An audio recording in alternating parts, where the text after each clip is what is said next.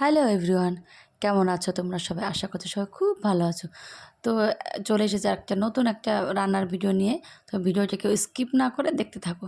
তো দেখো আমি আজকে তরকা রান্না করব। তরকার ডাল ফাল ভিজিয়ে রেখেছি, দুপুরবেলা ভিজিয়ে রেখেছি, এখন সন্ধ্যা হয়ে গেছে।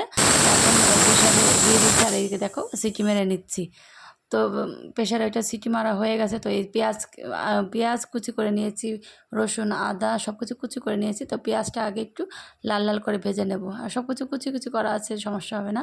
কিন্তু পেঁয়াজটার জন্য আগে ভেজে নিতে হবে। পেঁয়াজটা একটু বড়।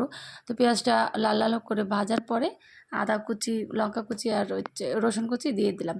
তো এগুলো একটু ভাজা ভাজা হয়ে যাওয়ার পরে এর মধ্যে ডিম দিয়ে দেবো। তো ডিম দেওয়ার পরে দেখো সব কিছু মিলিয়ে মানে ভেজে নিচ্ছি একটু কড়া করে। তো এইভাবে তোমরা কে রান্না করো আমাকে বলো। কারণ ফার্স্ট টাইম আমি আজকে তরকারি রান্না করছি। তো এই দেখো এবার সব কিছু ভাজা হয়ে গেছে। এবার সিদ্ধ করা তরকারিটা এবার কড়ার মধ্যে দিয়ে দিলাম। তো এইগুলো দেওয়ার পরে দেখো কী সুন্দর হয়ে গেছে, একদম ঘন ঘন আঠা হয়ে গেছে। তো এর মধ্যে আমি লঙ্কার গুঁড়ো আর হলুদ গুঁড়ো দিয়ে দিলাম। এগুলোটা আগে দেওয়ার দরকার ছিল, ভুলে গেছি। তো এর মধ্যেই দিয়ে দিলাম। তো দেখো কী সুন্দর একটা ফ্লেভারে চলে এসছে সব কিছুর। আর একদম গামাখা গামাখা কিন্তু হয়ে উঠছে। তো তারপরে অনেকটা একটু নাড়াচাড়া করার পরে আমি মেথি, কাসুরি মেথি যেটা বলে, সেটা একটু গরম করে নিয়ে হাতে মানে ঘষে একটু গুঁড়ো করে দিয়ে দিলাম এর মধ্যে। তো এইটা না দিলে কিন্তু তরকার ফ্লেভারটাই আসবে না, দেখেছো? তারপরে আমরা সানরাইসের তরকা মশলাটা দিয়ে দিলাম।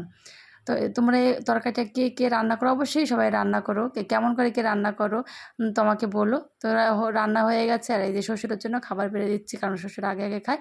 তো ভিডিওটা কেমন লাগলো বলো। আর আমার পাশে থেকো, সবাই লাইক কমেন্ট করো, আর নতুন ভিডিও দেখার জন্য আবেদন করো।